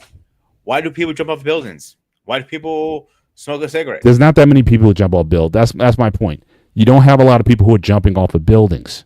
I'm not saying it doesn't happen, but it does. But it's not to the extent that people feel that they can. Like, we've been around so many people. Well, we'd be like, I'm sorry, we don't drink. They serve us something. The waiter or the waitress is going around with the tall glasses of champagne or whatever. It's like, I'm sorry, we don't drink. And he just uses these looks. When we went to Jamaica, it was like a running gag. Every place that we went to, there was like a rum tasting or something or whatever. It's like, yeah, come on, get the rum over. Yeah, sorry, we don't drink. They look at us like, what's the matter with you? It's like, why'd you come to Jamaica? I mean, people come to Jamaica to party and to drink. So you guys probably better be good party people, because obviously you guys aren't drinkers. But it's like, we just never found the need for any substances. I don't need an upper. I don't need a downer. I don't need anything really. Again, to have a good. So this almost like this social invention that says that, you go out, this is what you do. I'm like, why? And it's, again, you're paying money for probably the most expensive thing. Again, most of these establishments, the alcohol is the number one thing. If you don't have you know this from the wrestling business. If you don't have a liquor license, you listen out. And for some of these places, it takes years sometimes to get that liquor license. Once they get it, then that becomes the most profitable part of their business. Also, people don't understand, there only are so many liquor licenses out. So I'm not sure the number, how many there are. So if you don't have one, you have to buy one sometimes from somebody. Mm-hmm. Then the transfer of liquor license goes to your name. Some liquor licenses, depending on the state, they can go up to thousands of dollars. Mm-hmm. If you don't have it, yeah, you're losing a lot of money. But that's why a lot of companies do B.O.B., bring your own booze. But again, you're still losing money, but you're not losing at least a clientele they're going to eat at least. Mm-hmm. That's a rough take back and forth. I have been having with people. Oh, I don't need a liquor license. Like, you don't. Technically, you don't. You're right. Mm-hmm. But it will help you make money end of the day. Mm-hmm. And people don't understand that. Mm-hmm. And that's the problem with folks. And I've seen people who don't have liquor license sell beer illegally, and they always get caught every single time. Because I just walk in undercover, sees you have beer back there, like, hey, can I get a beer? Yeah, what kind? Oh, let me get a Yingling. He gives him, he changes the money. After the transaction is done, he drops his badge on the table, like, let me see your business license now. Now you got it. That's fine. Yeah. Yeah. I want to go back and visit a comment. I don't know if you can post it, boss man, from Alicia. She talked about Now again, she is on some heavy, so receiving some heavy pain meds for my cancer treatments. Again, sorry to hear that. And I can honestly, after being on them for a year, I am adjusted to them all, and I fear that if the pain increases, I will need a higher dose. Yeah, I mean it's something that that's a lot of times where it starts. It starts, you would think, with the right purpose. Again, pain management, and especially if you had surgery for cancer and whatnot, it kind of starts there. But again, to be on something for more, also there's a timing thing. You know, if you need something to be on something more than a week, well, maybe 2 weeks, 3 weeks, you know, depending on the type of surgery that you had, maybe that needs to be monitored in terms of, like, you know, how long do you know, or if you are, you know, I know people who have chronic pain, arthritis pain, you know, knee pain, you know, different things where you're taking something. Again, my sister, I used to see her regimen. Like, I saw, it was like pill boxes, taking 20, 30 pills in a shot, like boom, like it was again, like it was nothing. And like I said, I can't tell you again how happy I was when she told me that she was able to put away most of that stuff when she switched over to cannabis. So again, I'm not saying I'm pro. I certainly gained a lot of respect for it. I'm not saying that I'm pro. Yeah, go smoke, you know, cannabis and those things. But that's I think that's a healthy fear and concern. In that, you know, is there a way you can seek out other options and talk to somebody who doesn't have an interest in the game either? I mean, the one thing, because I know I know family members that have been on, you know, on prescription drugs for anxieties and you know, all kinds of other issues and whatnot. Sometimes when you hear the conversation, I'm asking myself, is this, you know, are they just writing the script, especially a psychiatrist? Are you just writing the script just so you're making money off of this? Or is this, you know, is this in the best interest of the person? Be taking, you know, antidepressant drugs and drugs for anxieties and these cocktails that they make up, and you just, you know, and some of these drugs, again, there's side effects to it. You know, there's weight gain, there's you know, other things that, especially if you're taking drugs for other, you know, pain management. You have arthritis or whatever. You're mixing all these things together. You know, what are we creating? You know, at the end of the day, I think that's that's just a burning question in my mind. But you know, as we get towards, I guess, the end of the show, you know, we've been kind of going, you know, around with this. Again, I don't know if I don't have solutions, honestly. I mean, I think I would like to see, just my visceral, I would like to see a more take it to them approach in terms of trying to cut off the supply. I don't know how seriously or committed we are to that. Again, if we deployed special forces in some of these areas, would that be a benefit? I know we had some guys, you had Angry Snowman in here tonight. You had Mandrell, who was in here tonight. I don't know, would that be something worth pursuing? If you guys were former military or you know, experience or have worked on the front lines of this quote unquote war on drugs, would that be useful? Or would it cause more problems than it's looking to solve? But as we come to sort of closing thoughts on the show, Ghost, what are some of your views on how do we combat this, especially with young people? And you know, where do you think the fight, if you will, has to go? Because again, we're in one of the wealthiest countries in the world, but it seems like people just can't function without having at least half a dozen drugs in their system every day. I really don't know. Honest truth, I don't know how can we put a stop to this, because this is a problem. Let's be honest here. But you can say, "Oh, put him in jail," or do this or do that. When at prison, most of those guys were in jail because of drugs. But a lot of them are not first offenders, second, third, or fourth. I had one guy, he was singing, "I love weed, I love cocaine," to the kitchen. I'm like, "Didn't you get locked up for cocaine?" "Yeah." And Don't you think he's not a great idea to not sing that? He goes, yeah, probably right. But I'll be honest with you, like, when first thing I'm gonna do, I have a little cocaine still left over. I'm gonna finish that off. It's a waste of money. I'm gonna like, you never fucking learn. He's gonna be back in prison. Simple as that. Not if he's going to be. You can tell who's going to be back, who's not. The kids are like their first time. You see they're scared. They want to be out. Some of them you can see they're not going to be coming back.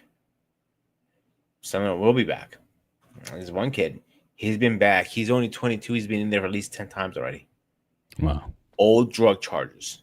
That's from a teenager to now. And he's not going to change. He doesn't want to change. The question is, how can we help these kids or young adults change the way they're thinking? That is the question. Yeah. I mean, this is probably one of the grayest areas to be in. I don't think there's necessarily a black and white solution to it. Yes, talk to your kids, keep them busy. In activities that are positive, that are progressive, who they hang around, their influencers and whatnot. You can certainly do those things, but from a policy perspective, I do believe that certain things you can do.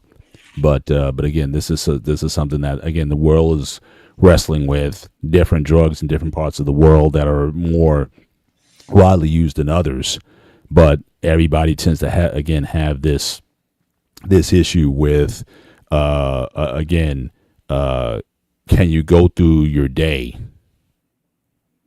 without having some sort of something, and again, I don't want to get to the extreme. Okay, coffee with caffeine, I mean that you can go into extremes with that. And again, there's some people who don't drink coffee, you only drink water and all those things. Perfectly fine, to salute your discipline for doing that.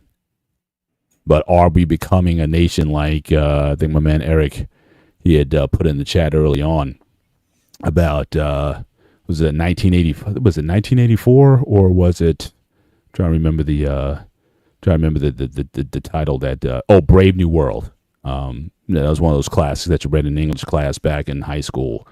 But yeah, it just seems like a lot of the world it needs drugs to function, and I cited earlier one of my favorite movies of all time. It's a movie called Rollerball. Again, if someone hasn't watched it yet, I highly recommend. In fact, it was free on YouTube for some time. I don't know if it's still free now, but I remember watching it maybe a couple months ago. Again, it's like every time it's on, I tend to watch it, but it was free on YouTube for a minute. Rollerball, 1975, and just the elements that it talked about seemed very prophetic. Talked about, again, corporate and 50 years later, and we're talking about corporate influence, making corporate decisions, the drug culture, and the need for violence or just distractions, while corporations are kind of doing what they're doing to make money and to sort of subdue knowledge and information from people. Again, very prophetic sort of film. I would highly recommend somebody to watch that if you can find it out there on YouTube. Again, great film. But certainly it's going to closing thoughts. Any further as we close the show. Again, this one, we can go rounds and rounds on this one. I don't think we're going to land here, so we'll stay in the gray.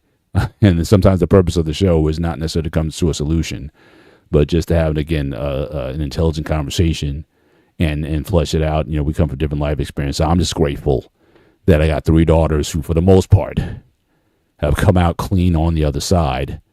Not a lot of drug use. I know, drinking, yeah. And it's weird because my wife and I never drank. And this is good, shows you kids. Wife and I, we never drank. But my kids, ever since they turned 21, that was the first thing we wanted to do was to drink. So again, even the example that we tried to set, they certainly went their way with it, and so they do drink socially, and all we ask is that kind of be responsible for that. But they're pretty good at that. If they feel they're not good enough to travel, again, watch who you travel with, watch who you are around, who would take advantage of the situation. Take an Uber when you need to get home from a spot. And if you find yourself hungover or something afterwards or whatever, then don't do that again. So, so we've done with some of that show. But yeah, Jeff TV, good to see you, brother. And but it'll be you can catch the replay. But good, I appreciate you stopping through tonight. And again, Jeff, very high intellectual dude. I really like. I don't always agree with what he says, but he puts a lot of thought into what he says, and I appreciate the dialogue that he brings, especially to the flipping tables discussions on Tuesday nights. But go ahead as we look to close the show. So I know you don't drink, but do you let your kids, daughters, bring alcohol or beer in the house? No. That's kind of one of my peeves. That goes back to my dad, because the one thing that I would not do for him, in part because that was one of the things that led to. I mean, there was a lot of factors. In fact, if you watch the show that was on earlier, I talked about my mom with her mental illness. Where you mix mental illness with alcohol, not a good combination. And so again, I had to deal with him and growing up with that, and that was like a major catalyst as far as why I never drank, because of my dad.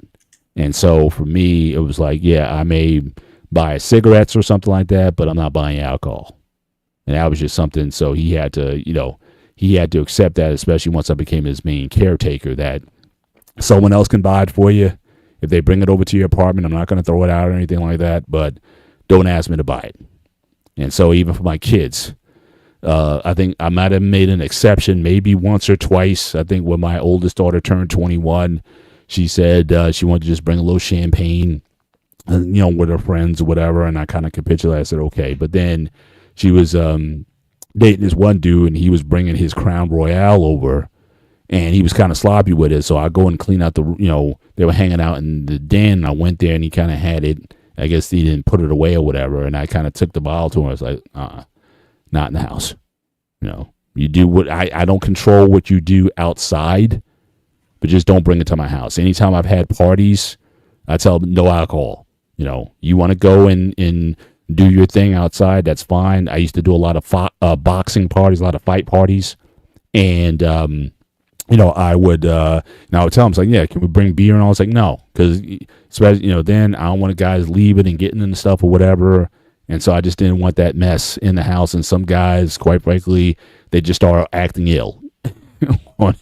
Some people just kind of get loud and obnoxious when they drink. And I just didn't want that element in the house.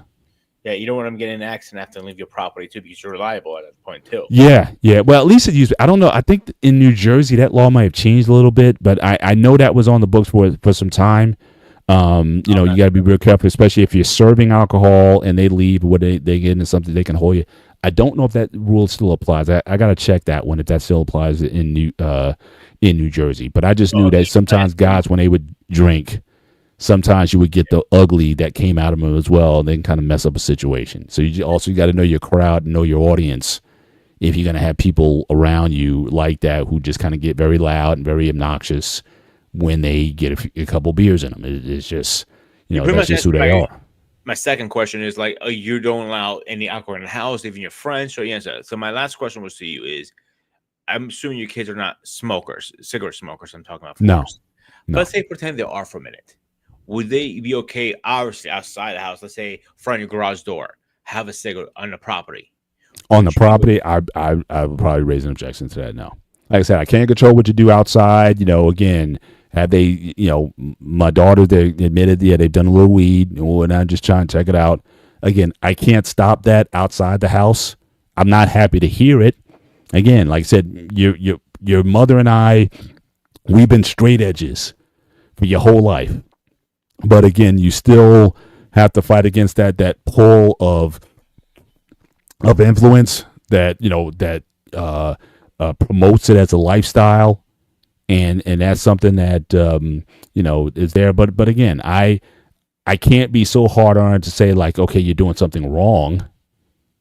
Drinking in and of itself, even Bible, Jesus made water into wine, so I can't say that even having a glass of wine is sinful. So again, I don't take it to that extreme with it. I'm not, I'm not like a Mormon or somebody else who would have those sort of prohibitions against drinking, but where I do have some control, all I ask is, not in the house. You guys going out to dinner? You're gonna order whatever you're gonna order, whatnot. Fine, do all that outside. But when you come home, just leave it. Just leave it out. You don't have to bring it back with you. So again, that's just one of the probably the few rules. I don't have curfews. I don't say you better be home by midnight. No, I don't. We haven't instituted any of that stuff. It's like if we haven't trained you good enough now, then we're probably not gonna make much progress with that. So a couple of hard lines for me. But again, I admit and acknowledge that a lot of that prohibition comes from my background in dealing with my father, which is why on alcohol, I'm a bit stricter in terms of, now again, I don't mind going to like a bar and whatnot, but again, if I'm at a bar or, bar restaurant, give me a Coke Zero, give me an iced tea, give me something else. Like I said, I don't need to drink. And I'm more than happy to be, if we're going out, I don't mind being the designated driver when you drink. But at the same time, I try to avoid people who are prone to drunkenness. Because those guys, I'm sure you've seen this too, guys who can get, can get ill when they get drunk. Yeah. And then you find yourself in situations like, oh man, I got to pull you out of a situation. You're getting into fights. You're saying stuff you shouldn't be saying. You're doing things you need to be doing. I'm like, especially at my age now, I don't need to be around that. Right. So I assume when I come over your house again, if I light a cigarette, your wife probably would chase me off the property. I would treat it as now that I would treat it as disrespectful. So I would definitely say that. But I would say this. Now again, if you had like I said, my sister was here with her medicinal. I say, go out on the porch. Do what you got to do for your medication. Like I said, I try to be reasonable when it comes to this thing. But like I said, inside the house or whatever. Look, if you want to go to the far end of the driveway or something like that, or the curbside, and get a little something in and come back, okay, you do what you got to do. At least you're showing me respect. But again, just to light it up, then no. And one thing also, you'll never, and one thing you never have to do, like some people, it's proper to bring like a bottle of wine when you go to someone's house for the first time. It's like, no. We'll take apple juice. We'll take apple cider. That's fine. You don't need to give us the wine. Because then I'll be like, okay, how do I get rid of it? Proper, bring something. It doesn't have to be alcohol. It could be dessert. It could be ice cream. It could be flour, something. There you go. Do you feel the same thing about vape too? Like you don't even allow it on the property? I'm just curious now. This fascinates me, to be honest with you. Vape, honestly, I don't know as much about. I mean, I've heard some of the dangers of vaping. Again, not in the house. If you need to go outside and take your little, few puffs. How long you typically vape for? Like, what's a session? A minute or two. Okay, so if you went out, did your thing, or you did it in the car, you come to my house, you're in my driveway, you need to take a couple of vapes before you come to the house, then again, I'm good with that also. Or if you say, look, I need to take a vape, let me get outside for a few minutes to do your thing or whatever and come back in the house. I don't think I'm going to trip over that either. But like I said, in the house there, I don't want to smell weed. I don't want to smell fragrances that I'm not familiar with, because I know vaping comes in all these different flavors and formulations. But just respect it, disrespectful. But I've had guys who wouldn't come to my house for fight parties and whatnot, who would not come because they couldn't drink. And I said, look, I respect that. You do what you got to do. But again, we're here. I got plenty of food. I ordered pizzas and buffalo wings, and we got the fellas and the crew together and whatnot. But because you can't drink, that's not like us and the fellowship. But the fight is Mike Tyson. It's all it's all this stuff. It's like, hey, the guys are here, but you need to get your liquor on. You got to get your your little something on, and that's it. Not generally, like I said, we try to avoid that. What I was going to say was, I know a lot of people don't, I know a lot, like even my house, when I was a smoker, I used to go outside and smoke. I never smoked in my house. Mm-hmm. But you're going to the next level, I'll be honest with you, Paul. You don't even allow it on the property. I'm like, whoa, that's why it fascinates me. I never heard of something like that. Again, property is a little Harsh. outside. Like I said, if you come into my driveway and you're in your car and you light it up or whatever, you do what you got to do, and then you come into the house. What am I going to say about that? No, you can't smoke in my driveway, so I wouldn't put property in the. I wouldn't put housing or just outside, like outside my door. Go to the garage. Go to the other end of the driveway. Just something where like people coming inside the house. I don't want them smelling your smoke as they come in. If you go on my front porch, create a smoking section, make a smoking section in the house. I mean, That's a good point there. Hey, no. You have a cigar lounge just for me. a cigar. Yeah, that's a funny thing too. Even at work, I remember like it'd be like -20 outside, and smokers got to go outside. You got to have that cigarette. You're like bundled up, and you got. That's funny. That's funny to me. It's like, man, it's not cold enough for you to not get that cigarette in. So what I was gonna say is, I understand. Like even when you're smoking outside, you still smell like cigarettes afterwards. I'm not gonna deny that. Mm-hmm. But what I'm also gonna add to that is, I know a lot of people don't allow smoking in their house, including myself. Right. But when you're smoking outside, it's like whatever. You know what I'm saying? Mm-hmm. So I thought you didn't like on a property. The drinking I do understand because it can get a little nasty at times. Mm-hmm. You know, like people, at least my friends, they know if we're drinking, we're having a beer or two, and that's it. We're not going crazy here. But again, I do understand, and I respect that. It just to me is just fascinating. That's all. Right. Now, the thing, having said that too, now I would be concerned. A lot of people, I don't know how is there a way to smoke without it getting on you? Cigarettes? Yeah. You're outside. Because I mean, if you literally smoked outside, you come into the house and you bring that whole smell with you. Is there any way to avoid? Again, I'm a smoker, so I don't know if there is or not. But is there a way to keep it from you where it's just not all up in? You know, some people like sponges. No, there's no way. It gets all over. That's why smokers always clothes smell like cigarettes. Vaping, I'll tell you that. If you hiccup with vapes, you know, you might smell like Fruity Pebbles outside, but once you literally walk away from it, it's off your head like that. Yeah. That's why vaping is a better alternate. I said it's not good for you as a better alternate versus cigarettes. Mm. Or same concept. It gets on your clothes because everything. You smell like it. Mm. You can't avoid it. Yeah. But it's one of those things like you can't damn if you do, damn if you don't kind of thing. Like you say, okay, you don't smoke in my house, but you know what? I don't care if you go outside in a garage and smoke next to your car. I'm cool with that. Mm-hmm. You know what I'm saying? Yeah. But when you come in, oh, dude, you stink like cigarettes. Yeah, I haven't had that experience yet. And even if you came in, you know, because you come in, you dab them up or whatever, you're all in close or whatnot, and then it gets on you, and then again, especially if you're sensitive, now you're smelling it. It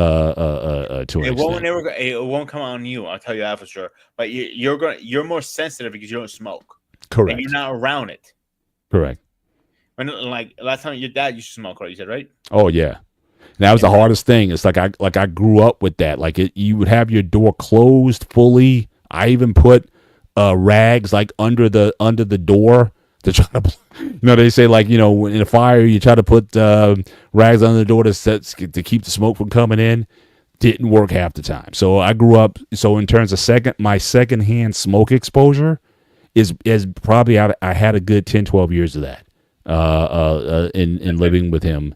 In my senior year. So who knows? I might wind up getting it, lung cancer, something like that. Who knows? God forbid that happens. But I definitely, lived in a smoking environment for a number of years. And I remember when I did get my own place, again, that was just one of those things. Yeah. No smoking in the house, no drinking. So like I said, that just comes from my personal upbringing. That was just something I could just never get used to. Like I was to the point, like my mom used to smoke. I literally had this conversation. Ted, it's funny, she smoked everywhere in the house. Mhm. from the laundry room to the bedrooms to anywhere you can think of. Yeah. And it never fazed me because people say, "You smell like cigarettes. Like you smoking?" Like, no, dude. I'm too young to smoke. What the fuck are you talking about? And because I was my nose, my clothes, I was immune to it. I didn't smell it. Mm. Like, and she smoked in a car too. So you named it. I was around. I was around it for at least 20 plus years. Yeah. Yeah. Didn't But see, think but I never developed a tolerance for it. That's to me, that's the difference. And my dad would go through easily like a pack a day. You know what I mean? But I never developed like, okay, this is normal. So even now, like even on like the cruise ship, or if I go to Atlantic City, when I like casinos, generally I go through a casino to kind of get from one side of it to another. Even in the casinos, they have like they call it non-smoking sections, but it's kind of ridiculous. I mean, like here's the non-smoking aisle, and then right next to it is the smoking aisle. You're not gonna separate. The smoke doesn't know not to go into those areas. So again, it's something I never developed a tolerance for, and then therefore, so again, I remain sensitive to it as a result. But casino, like I said, if I got to go from one end to the other and walk through a casino, not the most fun thing that I do, and I hold my breath most of the time as I'm going through there. See, I'm so immune to it. I never, Yeah. now that I don't smoke as I smell it. Like I walk into a room like, oh, this is a smoker room. Yeah. Or somebody says cigarette. Like when somebody walks who says has a cigarette, like, wow, you fucking stink. And it goes away in 5-10 minutes. You know what I'm saying? Yeah. Right. But it's still there. You know what I'm saying? Mm-hmm. So call me crazy, and I know I had this argument before. I like cigar smell better than a cigarette smell, to be honest with you. I would say this. I would probably agree with you. I think the smell of a cigar is much more aromatic than that of a cigarette. Mm-hmm. I still wouldn't necessarily want to be around it for long periods of time. I didn't grow up with a lot of guys who smoke cigars, quite frankly. My dad never really smoked cigars. My uncles, my brother never really were, big into the cigar smoking. But they were into cigarettes. In fact, my dad, Viceroy. I don't think they make them anymore, but Viceroy cigarettes was his brand for many years. If he couldn't get Viceroy, he would get the Marlboro 100s, and that was the thing that he that he enjoyed. But I've been in and around smoking lounges and whatnot. But again, would I want to be there all the time? Probably not. But I would certainly prefer that smell. It's sweet. It smells kind of on the sweet side. And I have an argument with this. Like, the females hate the smell of cigars, but I disagree. But that means you can come with me to a cigar lounge and I smoke and you just hang out. Just don't blow the stogie in my face. I would appreciate. I would never do that to you. Actually, there's a meaning behind that, right? I don't know exactly what it is, but I take it as a form of disrespect. It could be disrespect. It depends who it is.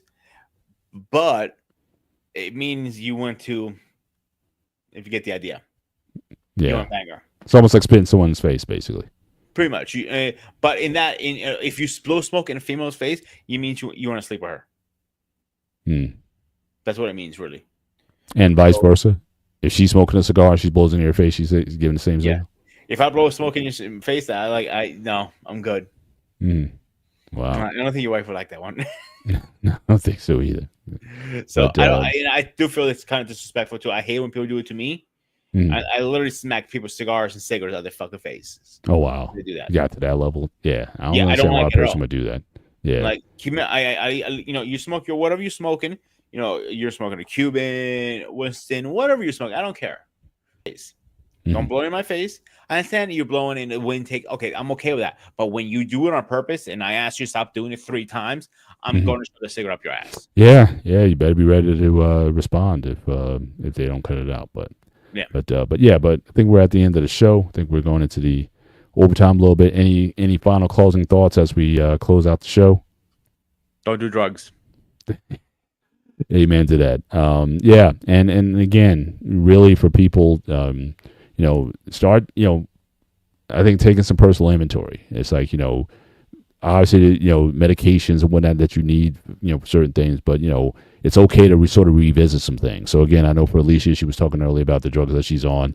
it's okay to go to a reevaluation. Do you need all those things? If you did come off them for a while, could you live with it? Or see if there's something else that's been developed in the course of time that could be better. Get second opinions from different pharmacists or from psychiatrists in terms of, things to take. I know that whole field, I don't think there's one specific answer in terms of, you take this drug and it's like the one drug for all time or whatnot. There might be other people who have another opinion on the side of things that you're on, but hopefully it doesn't turn into something that's where, again, you find yourself even more dependent on them, having to take stronger doses to get the same effect. And but for anyone who's really dealing with that, I know Angry Snowman was here earlier talking about losing some friends. Again, very sorry to hear lost your friends to heroin. But I think larger conversations need to be had about the state of young people and why so many are dying either from fentanyl, from heroin, and from these other drugs. How can we create an environment where you can still have a good time but still avoid some of these things. That's definitely holistic medicine also, no doubt. But that's a conversation that I think we need to be more honest about. And but the statistics are pretty staggering as to where they are. And again, like I said earlier, it affects every demographic. So what kind of conversations we need to be having. But with that, thank you again for joining us. Again, for those of you who celebrate, again, Martin Luther King's holidays tomorrow. And, happy holiday for those who celebrate. Obviously, it's a big day for the country tomorrow. And again, I won't go into that conversation, but I just, pray that, everything's peaceful and that we just going, buckle in to deal with what we got to deal with. But hopefully it stays peaceful and that, we could still go on with our lives. So, and again, if you got the day off, enjoy your day off and, use it productively. I'll be shoveling snow tomorrow morning. So, that's going to be my workout. But for you guys, enjoy your week. For myself, Mr. Bennett, he is. This is Sparta! The Ghost of Sparta. This has been The Gray Area. Thank you for joining us. We'll see you next week. Take care. God bless.